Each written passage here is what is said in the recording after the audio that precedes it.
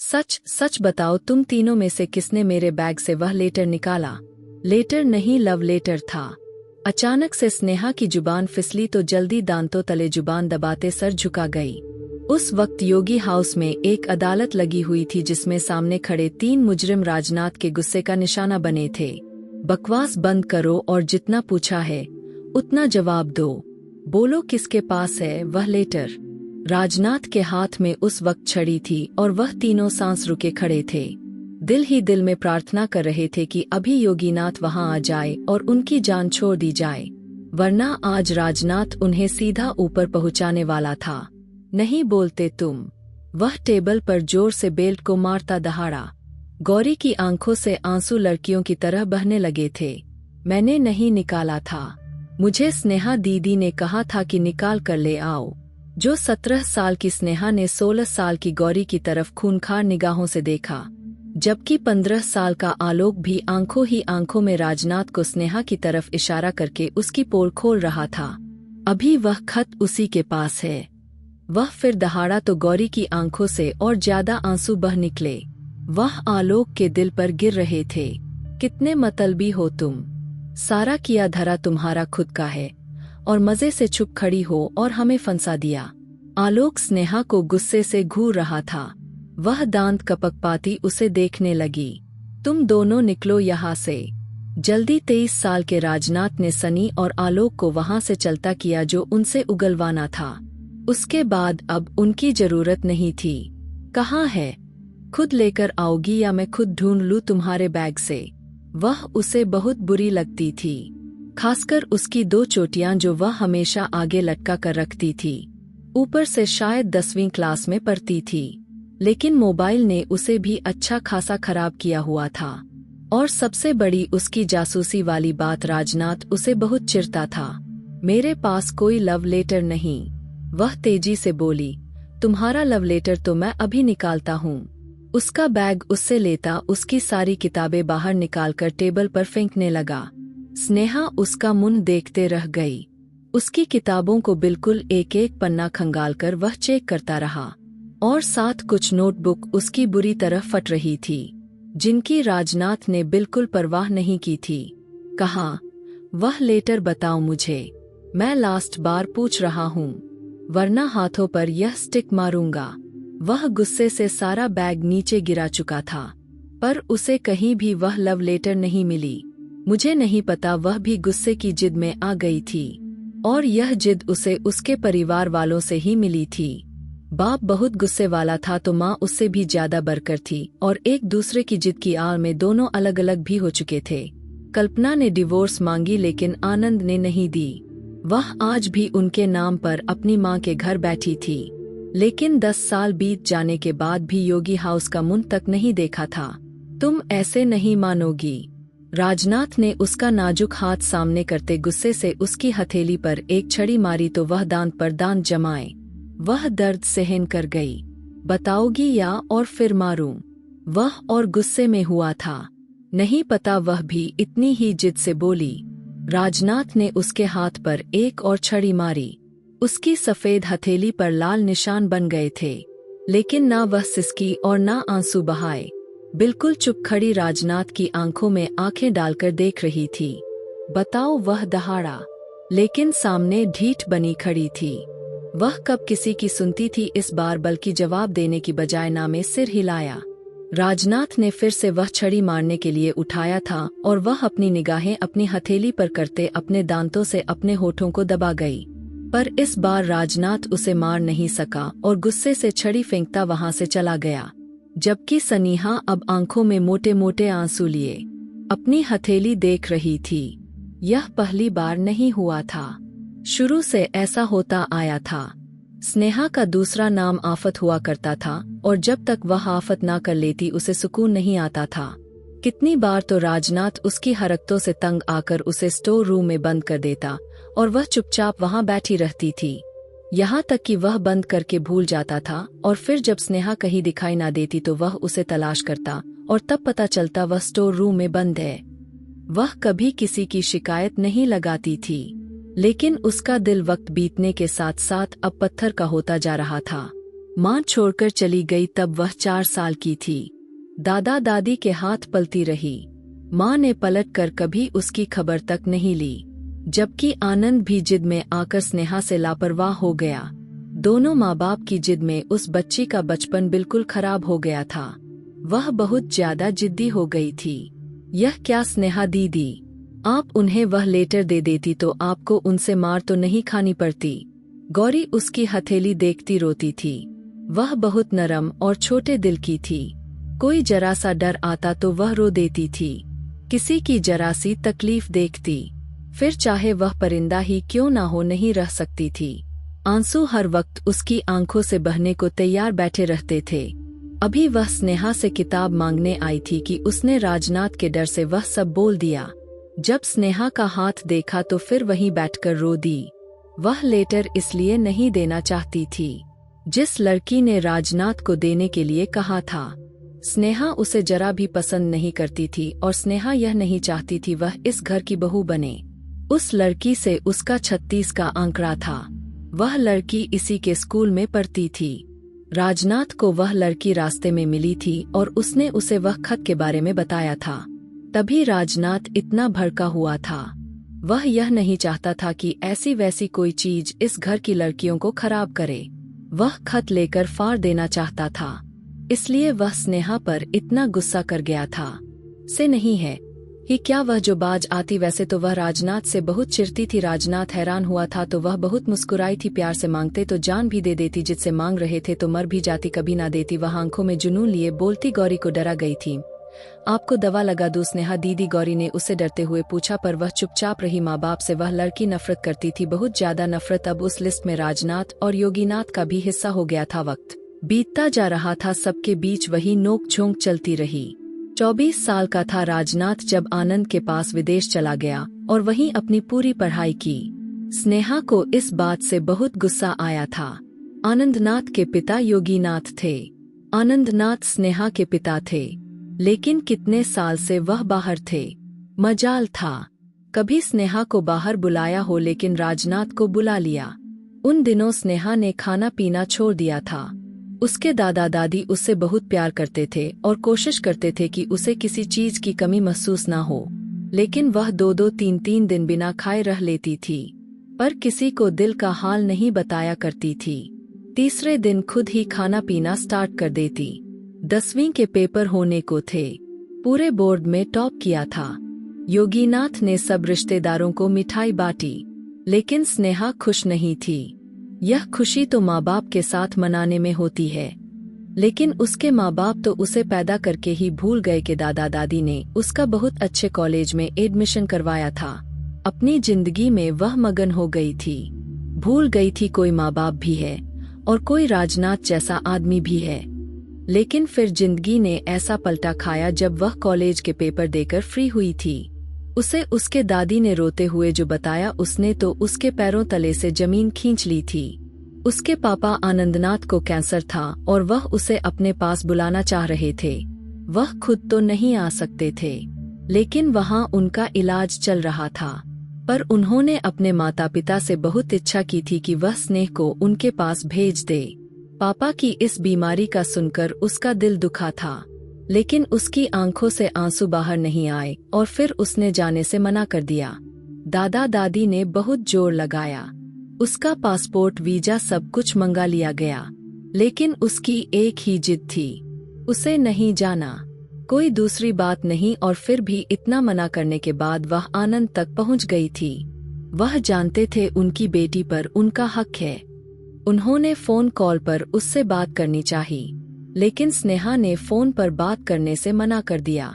उनकी हालत दिन ब दिन बिगड़ती जा रही थी। राजनाथ को रह रह कर उस पर बहुत गुस्सा आ रहा था। बाप मौत के मुंह में जा रहा था और बेटी को अपनी घमंड प्यारी थी। उसका दिल कर रहा था कि वह खुद हिंदुस्तान आकर उसे थप्पड़ मार मार कर यहाँ से ले जाए, लेकिन वह राजनाथ को इस हाल में अकेला छोड़कर नहीं जा सकता था। क्या बात है, क्या बात है?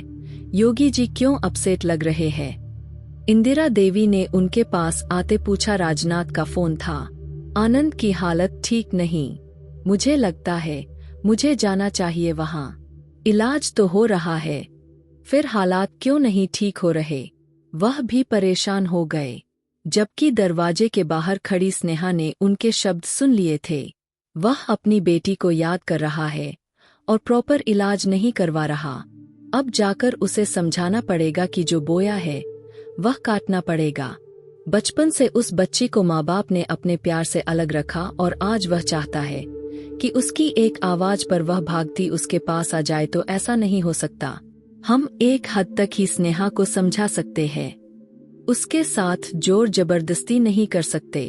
स्नेहा की साइड ले रहे थे और स्नेहा रोते हुए हंसने लगी। कोई था जो उसकी तकलीफ समझता था। 19 साल की हो रही थी, 4 साल की थी तब से वह अकेलेपन का गम को झेल रही थी। यूं तो सब थे, लेकिन माँ बाप की जगह कोई नहीं ले सकता। चाचा चाची थे। अचानक से ही उस जिद्दी लड़की ने यह फैसला कर लिया और अंदर आ गई। दोनों पति पत्नी एकदम से चौंक पड़े। मेरी फ्लाइट की टिकट बुक करवा दो, मैं भी जाना चाहती हूँ। अचानक से उसके मुंह से यह सब सुनते योगी इंदिरा देवी को बहुत हैरानी हुई और यह झटका सा लगा। लेकिन उन्होंने बिना कुछ कहे उसके सर पर प्यार भरा हाथ रखा और अगले दिन की फ्लाइट बुक करवा ली। उसे अकेले लंदन भेज दिया। जाना तो योगी साहब को भी चाहिए थी, लेकिन उनकी तबीयत ठीक नहीं थी और डॉक्टर ने लंबे सफर से मना किया था। वह अकेले ही लंदन पहुंची। राजनाथ को योगीनाथ ने खबर दी थी। वह उसे एयरपोर्ट पर लेने पहुंच गया था। लंदन एयरपोर्ट पर पहुंचते ही उसकी नजरों ने किसी अपनों को तलाश करती सब जगह ढूंढ लिया था।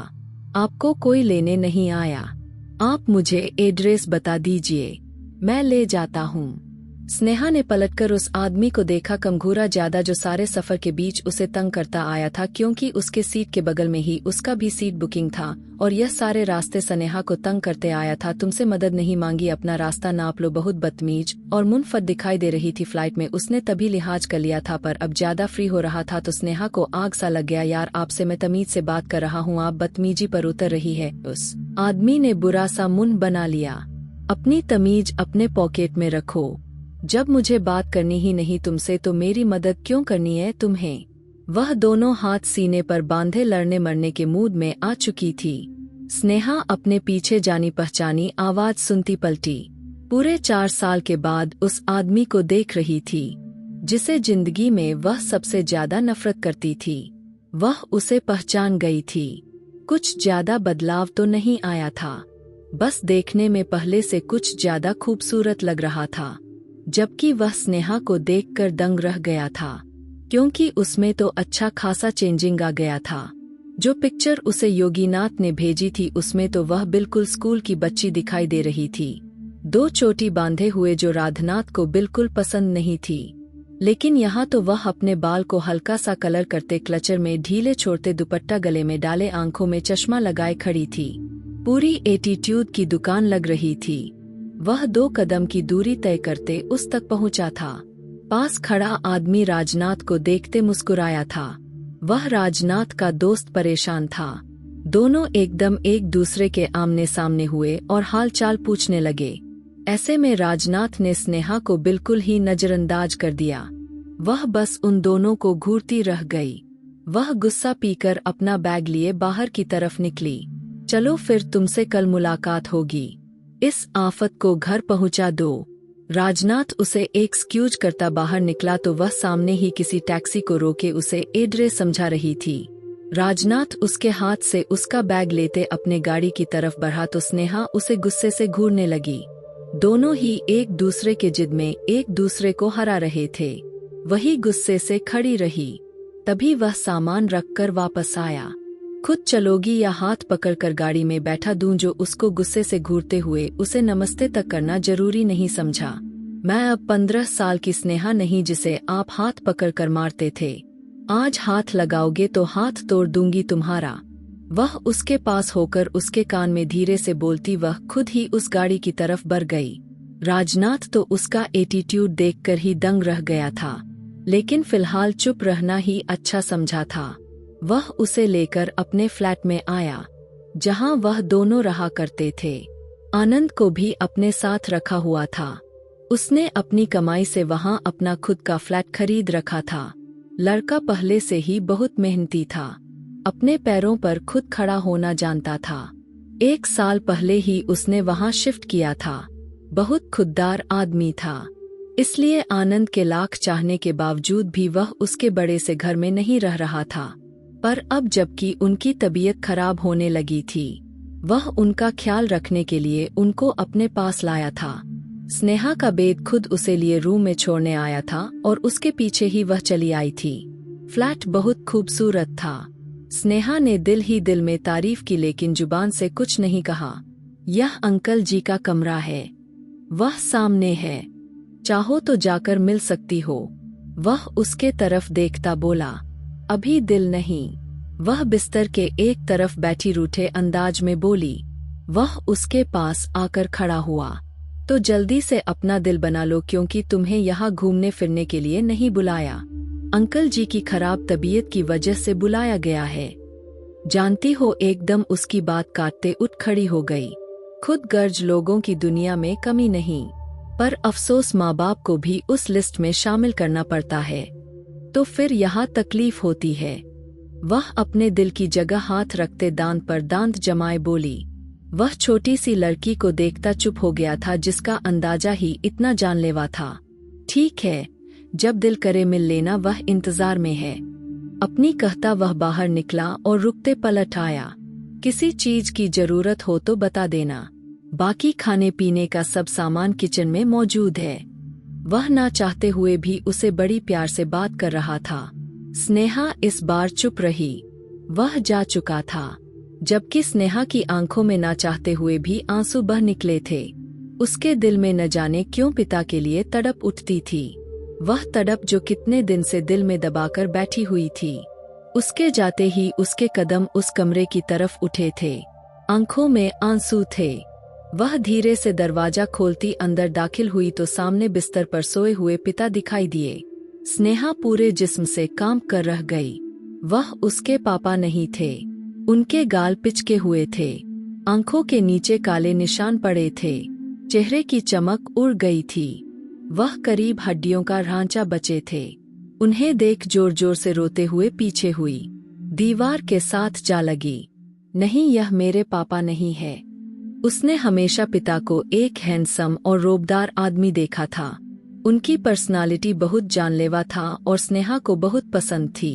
चुप चुप कर पिता को निहारा करती थी, और जब वह लंदन आ गए तो योगीनाथ के मोबाइल से पिता की तस्वीर निकालकर अपने मोबाइल में सेंड कर लिया करती थी। फिर अपने रूम में बैठकर उनको देखा करती थी। यह राज आज तक किसी को मालूम न होने दिया, क्योंकि स्नेहा को अपने राज रखने आते थे। अचानक उसकी रोने की आवाज सुनता राजनाथ अंदर दाखिल हुआ। वह उसकी तरफ बढ़ा, जो अब ऊंची आवाज में रोना शुरू हुई थी। वह उसे लिए कमरे से बाहर निकला। वह नहीं चाहता था स्नेहा आनंदनाथ के सामने रोए। यह मेरे पापा नहीं, यह मेरे पापा नहीं, वह अजीब अंदाज में बोली थी।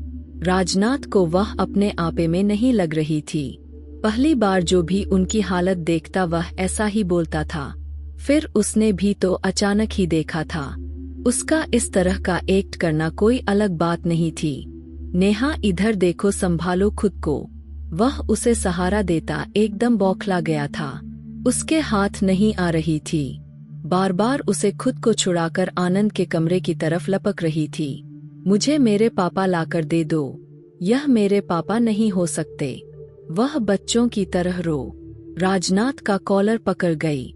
उस वक्त वह अपने होश हवास में नहीं लग रही थी, इसलिए राजनाथ ने उसकी उस गलती को नजरअंदाज कर दिया, वरना अच्छा खासा सबक सिखा सकता था।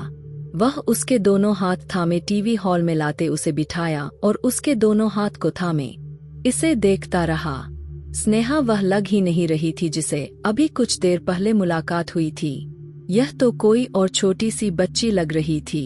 मेरे पापा को क्या हुआ? वह आंसू बहाते उससे पूछ रही थी। जो उस वक्त उनकी हालत है वह बहुत नाजुक है स्नेहा, लेकिन अच्छा हो सकता है अगर अपना प्रॉपर इलाज करवाएंगे तो। अब की बार वह धीरे से बोला, वह तो आपको अपना बेटा मानते हैं ना, फिर क्यों नहीं इलाज करवा रहे आप उनका? वह अपने आंसू पोंछती बोली। राजनाथ ने गहरी सांस ली। वह तुम्हारा इंतजार कर रहे थे और तुम्हारे साथ एक और हस्ती का जो शायद तुमसे भी ज्यादा जिद्दी है। वह पीछे होता गहरा सांस भर गया। वह जिसकी बात कर रहा था, स्नेहा ने उसे सवालिया नजरों से देखा, लेकिन अगले ही पल उसे समझ आ गई। उसके दिल में माँ के लिए नफरत और ज्यादा बढ़ गई। वह पापा से मिलेगी। अपने आंसू पोंछती बोली, हाँ, लेकिन उनके सामने रोना नहीं, उन्हें हौसला देना है। इस हालत में उन्हें ज्यादा सपोर्ट की जरूरत है। नेहा, उनके दिमाग का एक हिस्सा काफी कमजोर हो चुका है। शायद तुम्हें पहचान ना पाए, लेकिन तुमने उन्हें रोकर नहीं दिखाना, उसे समझा रहा था। फिर से आंसू बहाने लगी। सनीहा पत्थर दिल थी, लेकिन उस वक्त वह कोई और ही स्नेहा लग रही थी। कैंसर सुना था, लेकिन जब आज अपने किसी को उस कैंसर में देखा तो पता चला यह बीमारी कितनी जानलेवा होती है। वह बाप के पास बैठी उनसे बातें करने लगी।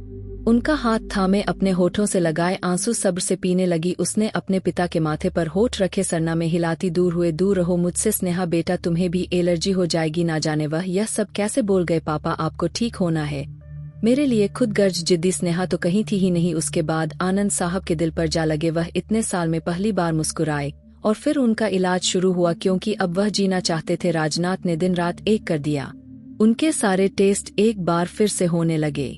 कीमोथेरेपी हुई। अब कुछ हद तक अच्छे दिखने की कोशिश करते।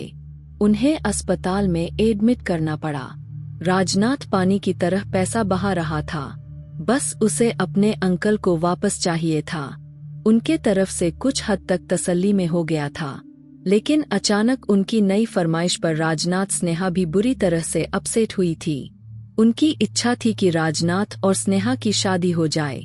स्नेहा किसी हालत में राजनाथ को अपना लाइफ पार्टनर नहीं देखना चाहती थी, तो दूसरी तरफ राजनाथ का भी यही हाल था। पर आनंद साहब की हालत को नजर में रखते हुए दोनों को यह करना ही पड़ा था और शादी हो गई हिंदुस्तान से। योगीनाथ और इंदिरा देवी, बाकी घर वालों ने वीडियो कॉल पर ही उसकी शादी अटेंड की थी। योगीनाथ ने उन दोनों को बहुत बधाई दी, जबकि यह वही जानते थे यह फैसला कितना सही होने वाला है। वह दोनों एक दूसरे की शक्ल भी बहुत मुश्किल से देखना पसंद करते थे और अब कहाँ सारी जिंदगी देखने वाले थे। पर आनंदनाथ की वजह से यह दोनों चुप थे। यह शादी कर गए थे क्योंकि उन्होंने अपने इलाज की शर्त यही रखी थी। वे दोनों अभी घर पहुँचे थे और बहुत ज्यादा थकान का शिकार हो गए थे। सोफे पर बैठे दोनों ही अपनी अपनी आंखें मूंद ली। दोनों में से कोई भी इस रिश्ते को एक्सेप्ट नहीं कर पा रहा था, पर फिर भी वह शादी जैसे मजबूत रिश्ते में बंध गए थे। कुछ खाना हुआ तो किचन में सब है, मैं सोने जा रहा हूँ। वह अपनी गाड़ी की चाबी और मोबाइल उठाता कमरे से बाहर चला गया। स्नेहा ने ध्यान देना जरूरी नहीं समझा। वह खुद इतना थक गई थी कि उसे खाने का क्या होश होना था। वहीं सोफे पर सर रखे आंखें मूंद गई। उसे न जाने कितनी देर हुई थी सोए की। अचानक जोरदार बिजली कड़की। बिजली के कड़क से उसकी आंखें खुल गई थी। बिजली दोबारा कड़की। सामने ही टीवी हॉल का डोर खुला हुआ था और हवाओं ने इधर का ही मुंह कर रखा था। बिजली कड़की तो जोरदार बारिश शुरू हो गई। स्नेहा को बारिश अच्छी लगती थी, लेकिन उसके साथ बादलों की गरज, चमक, बिजली की कड़क उसके पैरों तले से जमीन खींच लेती थी। बचपन में थी जब वह बादल गरजने की आवाज सुनती थी तो अलमारी में छुप जाया करती थी। बिजली चमकी, स्नेहा की बेचैनी बढ़ने लगी। कानों पर हाथ रखे वहां से उड़ती फिर से बिजली चमकती देख वह पीछे की तरफ भागी, सीधा राजनाथ के रूम की तरफ भागते। अचानक उसे बाहर निकलता देख उसके सीने से जा लगी। क्या हुआ, तुम चिल्ला क्यों रही हो? उसे अपने सीने से लगा देख एकदम बौखला गया। वह उसे खुद से दूर करता वह उतना ही उसके सीने में छुपती जा रही थी। इतनी जोर से उसके साथ चिपकी थी कि राजनाथ को सांस लेना बड़ा मुश्किल पड़ गया था। पहले वाली बच्ची नहीं थी, अपनी जवानी से उसे अच्छे से मिलवा गई थी। पहली बार यूं किसी लड़की के गले लगा। उसे महसूस हो रहा था, यकीन नहीं कर पा रहा था, यही वह स्नेह है। बादल फिर से गरजे तो वह चिल्लाते ज्यादा उसके सीने में दुबक गई। राजनाथ ने अपने दिल को बेकाबू किए। एक गहरा सांस भरता उसे लिए कमरे में आया। दरवाजा लॉक कर लिया, लेकिन बादल की गरज और चमक कैसे रोक पाता। वह आवाज तो अंदर तक सुनाई दे रही थी। स्नेहा अब ठीक है, इधर देखो, मेरी तरफ देखो। वह किसी तरह उसे खुद से दूर करना चाहता था जो उसके चौड़े सीने में छुपी हुई थी। बाहर बादल, प्लीज मुझे छुपा लीजिए, किसी अलमारी में बंद कर दो। वह उसकी शर्ट को मुट्ठियों में दबोचे आंसू बहाते गहरी नीली आंखों से उसे देखती बोली। यही पल था जब राजनाथ के दिल की दुनिया को हिलाकर रख गई थी। वह अब भी उसके सीने से लगी बैठी थी। राजनाथ ने पीछे बैठकर सिरहाने से टेक लगा ली। उसे छोड़ नहीं रही थी, बिल्कुल उससे चिपकी हुई थी। उसे अपनी गोद में बिठाते वह पीछे हुआ तो उसकी गोद में दुबक कर बैठ गई। राजनाथ ने अपना होठ दांतों तले दबाया। वह उसके जज्बात पर बुरी तरह दबाव बना चुकी थी। रात की तन्हाई थी और वह उसकी धर्मपत्नी बन चुकी थी। वह उस पर हक भी रखता था। उसके दिल में इसी तरह के ख्याल उमड़ने लगे थे और उसके सीने से जा लगी थी। अपनी जवानी उसे अच्छी तरह से महसूस करवा गई थी। राजनाथ ने बेकाबू होकर अनजाने में उसके कमर के पास अपने बाजू जमाए तो अगले ही पल स्नेहा का बॉडी वाइब्रेट करता एक पल को थम सा गया। वह जो अभी तक डर के कांप रही थी, अचानक मजबूत हाथ उसके कमर और नाभि पर गया तो उसका डर कम हुआ था।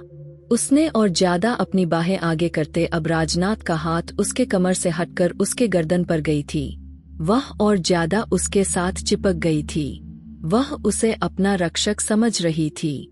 जैसे गरजते बादल, चमकती बिजली अब उसका कुछ नहीं बिगाड़ सकते थे। पर वह राजनाथ का बहुत कुछ बिगाड़ गई थी। उसके दिल की दुनिया में हलचल मचा गई थी। उसके जज्बात उभर चुकी थी। उसके जिस्म करंट पैदा करने लगी थी। वह धड़कते दिल के साथ आंखें मीचे। अब उसको पूरा महसूस करता धीरे से चेहरा उसकी गर्दन पर घुस आया और उसके नाजुक गर्दन पर किस करने लगा कि होठों का दबाव अपने गर्दन पर महसूस करती स्नेहा को करंट सा लगा था। उसने झट से अपनी आंखें खोल दी। होठों का दबाव बिखेरने लगा था जो उसकी गर्दन पर महसूस हो रहा था। स्नेहा के दिल की धड़कनें बरी थी, जबकि सामने के दिल की धड़कनों को भी वह आराम से सुन रही थी। वह पूरी तरह उसके बाहों में थी, के बालों को चेहरे से पीछे हटाता। वह उसके गर्दन पर अब पूरा झुकता अपने होठों में भर गया था। स्नेहा सिसक कर रह गई। अचानक उसे अपनी गलती का एहसास हुआ। वह खुद उसके सीने से आकर लगी थी। सामने वाले को क्या इल्जाम देती, लेकिन उसको हक नहीं था कि वह उसकी कमजोरी का फायदा उठाता, पूरी तरह उसमें गुम होता। अब स्नेह ने एकदम से उसे पीछे धक्का दिया। वह झटके से पीछे होता, उसे देखने लगा। दोनों की नजरों का गहरा आमना सामना हुआ। अपने सीने पर से उसका हाथ हटाती खुद से दूर धकेल चुकी थी, जबकि अभी तक खुद उसकी गोद में बैठी हुई थी। राजनाथ उसके यूं पीछे करने पर अपने होश आवाज में आया था। जो कुछ देर पहले उस लड़की के नजदीक प्यार ने उसके होश छीन लिए थे। क्या क्या कर रहे थे आप? शर्म नहीं आती यूं मेरा फायदा उठाते हुए? उसके सब तीर की तरह राजनाथ के दिल में लगे। उसके कमर में हाथ डाले, एकदम बिस्तर पर पटक चुका था। उसका सर तकिए पर रख गया था। क्या बकवास कर रही हो? होश में तो हो? कब फायदा उठाया मैंने तुम्हारा? वह ठंडे शब्दों में उससे पूछ रहा था। अभी जो मेरी यहाँ गर्दन पर निशान डाल रहे थे, वह क्या था? अपनी गर्दन की तरफ इशारा करती बोली तो राजनाथ के दांत के निशान दिखाई दिए। उसके चेहरे की तरफ देखते अगले ही पल उसके गर्दन पर फिर से झुकता जोर से वहां काट गया। स्नेहा तड़प कर रह गई। उसे पीछे हटाना चाहा, लेकिन उसके गर्दन के साथ जो की तरह चिपक गया था। राजनाथ प्लीज रुक जाइए, मुझे बहुत दर्द हो रहा है, वह धीमा धीमा चिल्लाई। उसके दोनों हाथ पकड़ते तकिए के ऊपर एक साथ दबा गया, लेकिन अपना चेहरा उसकी गर्दन से नहीं हटाया। स्नेहा की आंखों से आंसू टूटकर तकिए में गिर रहे थे। उसे अपनी बेबसी पर रोना आ रहा था। वह कैसे उसका फायदा उठा सकता था, यूं उसके नजदीक आ सकता था। वह उसे अपने आप को छुड़वाते देखा तो खुद ही पीछे हुआ था। इसे कहते हैं फायदा उठाना। जो कुछ देर पहले तुम मेरे साथ ऐसे चिपक कर मेरे जज्बात के साथ खेल रही थी, वह उसके चेहरे के पास चेहरा करके धीमे अंदाज में दहाड़ा था। आज पहली बार स्नेहा को उससे डर लगा था। बचपन में जब भी वह उससे मार खाई कभी नहीं डरी, पर आज उसके इस व्यवहार से उसे डर लग गया था। वह पीछे हटा उसे खड़ा कर गया। वह बड़ी मुश्किल से अपने पैरों पर खड़ी हुई, जबकि राजनाथ उसकी कलाई एक हाथ से थामे हुए था। गौर से देखो, यह मेरा कमरा है और यह बिस्तर भी मेरा है। तुम यहाँ चलकर आई थी, मेरे सीने से चिपकी थी। मैंने तुम्हें खुद से दूर किया, लेकिन तुम फिर भी मेरे सीने में समाती रही, पर खोलती गई। बहुत बार तुम्हें पीछे हटाया, लेकिन तुम एक बार भी नहीं हटी हो और ज्यादा मेरे सीने में छुपती गई। अपनी जवानी का एहसास मुझे दिलाने लगी। मैं भी इंसान हूँ और तुम मेरी धर्मपत्नी हो। मेरे जज्बात भी अंदर से हिचकोले मारने लगे। मैं क्या कर सकता हूँ? अब की बार वह उसके पास होता। 2 कदम की दूरी पर रुक गया। मैं भी तो जज्बात रखता हूँ ना। शादी कर चुका हूँ तुमसे। तुम मेरे करीब आओ तो ठीक, मुझे भटकाओ तो ठीक, और मैं बहक गया तो फायदा उठा रहा हूँ। वाह, यह कहाँ का इंसाफ है। अब की बार वह उसका हाथ छोड़ दिया। उसने अपने गालों पर बहते आंसू पोंछे। जाओ यहाँ से। वह अपना मुंह फेरते ठंडे शब्दों में बोला। बारिश अभी भी जोर से बरस रही थी। सुना नहीं तुमने? आउट। वह उसके तरफ पलटता खूंखार नजरों से उसे देखता दहाड़ा तो वह एकदम कांपते दरवाजे की तरफ बढ़ गई, लेकिन दरवाजे के पास जाते वहीं जमीन पर बैठ गई। वह स्नेहा आनंद की बेटी थी जो किसी से नहीं डरती थी, सिवाय उन बादलों के इस बिजली के चमकने से। किसी ने भी तो उसे अपनी गोद में लेकर नहीं कहा था कि मत डरो, यह सब कुछ नहीं कहेंगे। वह अंधेरे से दोस्ती करने वाली बिजली की चमक से डरती थी। वही दरवाजे के पास घुटने के बल बैठे हुए, आंखों में रेरों आंसू और डर लिए सब तरफ देख रही थी। आज उसको अलग ही एहसास हो रहा था। वह अभी वही 4 साल की बच्ची है, जिसके अंदर का डर आज भी वैसा ही है। इसके आगे की कहानी बहुत दिलचस्प रहने वाली है। क्या राजनाथ स्नेहा को वापस प्यार दे पाएगा? क्या स्नेहा राजनाथ को एक्सेप्ट कर पाएगी? आनंद साहब ठीक हो पाएंगे या नहीं? उनकी पत्नी कल्पना उनसे मिलने आएगी या नहीं?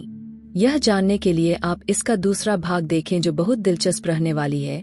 और मेरी वीडियो जहां कहीं से भी आप लोग देखते हैं, कमेंट में अपने शहर और राज्य का नाम जरूर बताएं। मुझे आप लोगों के कमेंट पढ़ने में बहुत आनंद आता है, और उन सभी का मैं बहुत बहुत धन्यवाद करना चाहती हूं जो लोग मेरी वीडियो को देखते हैं, लाइक करते हैं और शेयर करते हैं। अगर आपको आज की कहानी पसंद आई है तो वीडियो को जरूर लाइक कीजिएगा और अपने दोस्तों के साथ शेयर भी कीजिएगा। और हाँ, अगर आपने अभी तक हमारे चैनल को सब्सक्राइब नहीं किया है तो जरूर सब्सक्राइब कर ले। मिलते हैं हम अपनी कल की एक और नई दिलचस्प कहानी के साथ। मुझ पर सदा अपना प्यार और स्नेह बनाए रखें। सभी को मेरा प्यार भरा नमस्कार दोस्तों। खुश रहें, स्वस्थ रहें।